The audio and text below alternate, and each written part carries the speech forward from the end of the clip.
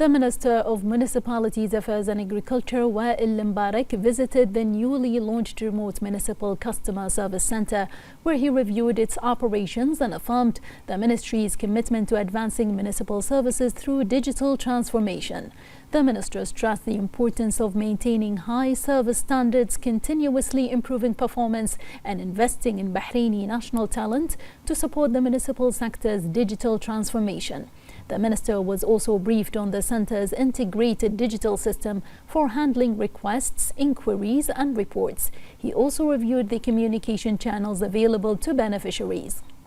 The Under-Secretary for Municipal Affairs, Sheikh Mohammed bin Ahmed Al Khalifa, said that the Centre provides a unified platform that simplifies access to municipal services and strengthens integration across digital systems.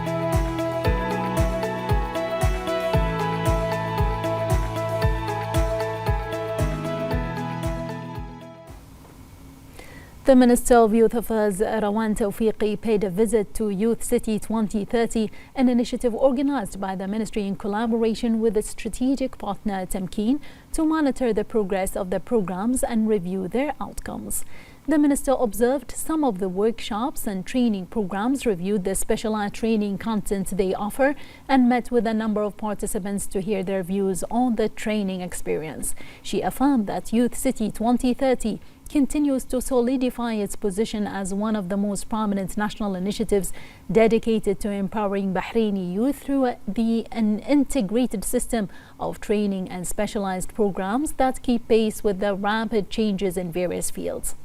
Tawfiqi emphasized that the diversity of programs at Youth City 2030 reflects its approach adopted by the Ministry in developing youth initiatives in line with national policies and in response to the needs of the labor market, noting that investing in youth is an investment in the kingdom's future. Bahrain reaffirmed its firm commitment to the peaceful settlement of disputes, emphasizing that escalating global tensions require proactive international action before open conflicts erupt. It highlighted that the UN Charter, particularly Article 33 and 34, provides the necessary tools for early action, enabling the Security Council to assess escalation risks, support mediation, reduce tension, and foster diplomatic solutions. The remarks were delivered by Bahrain's permanent representative to the UN in New York, Ambassador Jamal al-Ruwai'i, during a UN Security Council session on strengthening the peaceful settlement of disputes. Addressing regional developments, Ambassador al-Ruwai'i strongly condemned the Iranian attacks on the GCC states and Jordan, as well as the closure of the Strait of Hormuz. He said that those attacks threaten regional security and international maritime routes. He cited Iran's non-compliance with its commitments, including those under the Islamabad Memorandum of Understanding, and its violation of Resolution 2817, co-sponsored by 136 countries, as well as its persistent failure to comply with numerous UN resolutions calling for responsible behavior and an end to support for proxy groups. Al-Ruwai'i noted that despite several targeted countries have previously played positive roles in mediating between Iran and the international community, Iran nevertheless targeted them, and also referred to Resolution 2788 unanimously adopted by the Security Council in 2025 following a Pakistani initiative. He stressed that calls for dialogue must never replace adherence to international law, concluding that advancing the peaceful settlement of disputes require political will, early action, and more effective implementation of the UN Charter to help de-escalate tension and maintain international peace and security. The Ministry of Foreign Affairs strongly condemned and rejects the attempted terrorist attacks that targeted oil facilities in the Eastern Province and Riyadh region of Saudi Arabia. The ministry added that the attacks carried out by drones launched from Iraqi territory by Iran-backed militias constitutes a flagrant violation of international law and the UN Charter, a blatant breach of UN Security Council Resolution 2817, and a threat to regional security, energy supplies, and efforts to de-escalate tension. In a statement issued by the ministry, it expressed Bahrain's full solidarity with Saudi Arabia and fully supports any measures it takes to protect its sovereignty, security, and stability, and to defend its territory and civilian and vital infrastructure under Article 51 of the United Nations Charter, international law, and the GCC Joint Defense Agreement. It added that Bahrain stands with Saudi Arabia in any response it decides to take against the sources of this aggression, reflecting shared destiny and long-standing fraternal ties, and underlining that Saudi security and stability are integral to Bahrain's national security and the security of the region as a whole. The ministry praised the effectiveness and vigilance of Saudi air defenses in detecting, intercepting, and destroying the drones before they reached their targets, preventing casualties and damage. While noting Saudi Arabia's long-standing support for Iraq, Bahrain considers that the attack originated from Iraqi territory deeply regrettable and holds the Iraqi government especially responsible for stopping them. The ministry reiterated the GCC position, urging urgent implementation of Iraq's declared weapons monopoly within the time frame announced by the Iraqi government.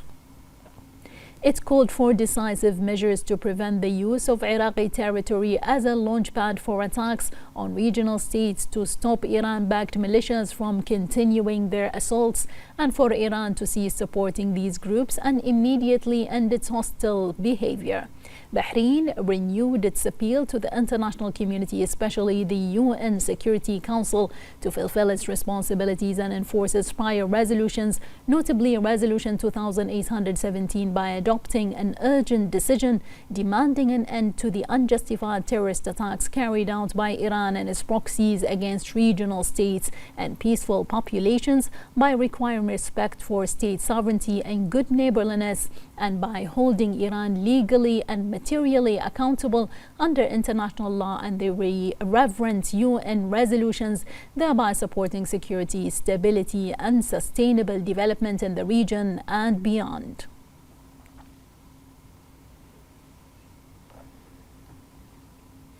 The Ministry of Justice, Islamic Affairs and Waqf has developed a decision review service as part of its minors service, which enables those under guardianship and their guardians to submit a request for review of decisions issued regarding their applications. Under Secretary for Justice and Islamic Affairs at the Ministry, Judge Isa Al-Manna'i, emphasized that the development of services provided to those under guardianship forms part of the Ministry's ongoing efforts to streamline procedures, enhance service efficiency, and provide more accessible and flexible channels for beneficiaries. He explained that the development process involved recognizing the service workflow by reviewing applications through the service center, thereby helping to simplify procedures and expedite the examination and decision-making process with greater efficiency.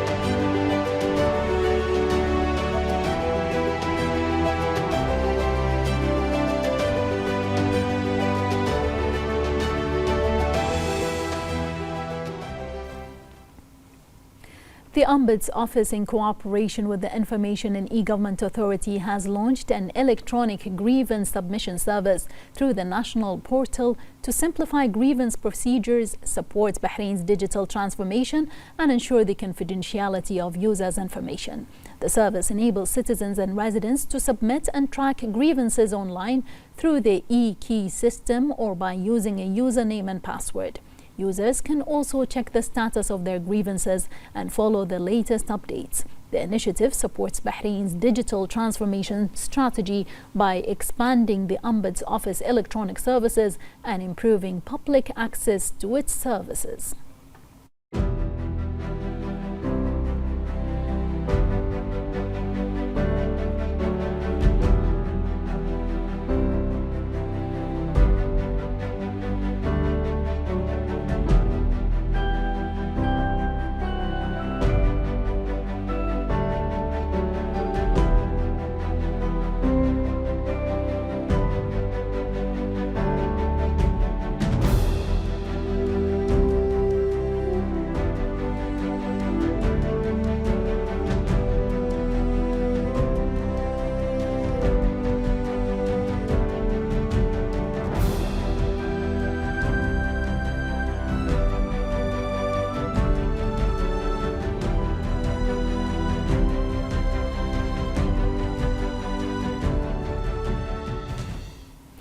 The Secretary General of the Representatives Council, Engineer Mohammed Al-Buainin, met with the participants of the 8th edition of the National Leadership Program Hypo Youth, organized as part of the Youth City 2030 program during a panel discussion titled Meeting with a Leader. Al-Buainin affirmed that the royal directives of His Majesty the King and the support of His Royal Highness the Crown Prince and Prime Minister of the Youth have played a major role in enabling them to actively participate in shaping their own future and that of Bahrain. He noted that the Representatives Council is always keen to support various national initiatives aimed at developing the skills and competencies of the nation's youth. He also praised the program, considering it a model for unique national programs in preparing young leaders by providing an advanced training environment that combines academic training with practical application and contributes to honing the leadership and managerial skills while fostering a culture of innovation and institutional work.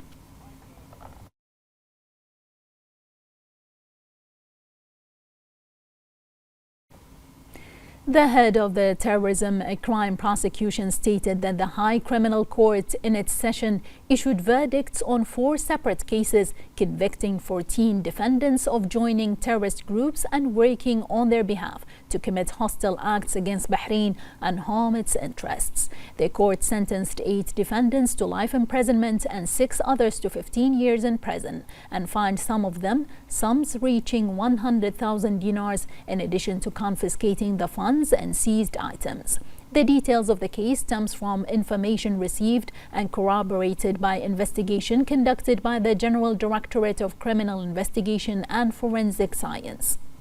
The information indicated that the defendants had joined terrorist groups working to implement terrorist plots targeting Bahrain. In light of the findings of the investigations, the public prosecution ordered the referral of the defendants to the High Criminal Court, which heard the cases over several sessions, ensuring all legal guarantees were observed.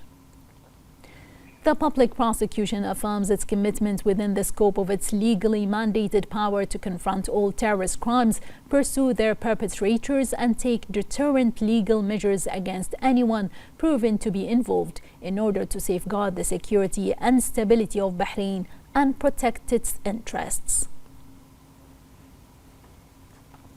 The head of the terrorism crimes prosecution announced that the High Criminal Court sentenced 2 defendants in separate cases to 10 years imprisonment and fines each 2,000 Bahraini dinars with confiscation of seized items for endorsing hostile Iranian aggression attacks against Bahrain via social media. The public prosecution had received 2 reports from the cybercrime unit after accounts were found posting images, videos, and comments praising those attacks. The public prosecution referred the cases to the High Criminal Court, which heard them over several sessions with all legal safeguards observed.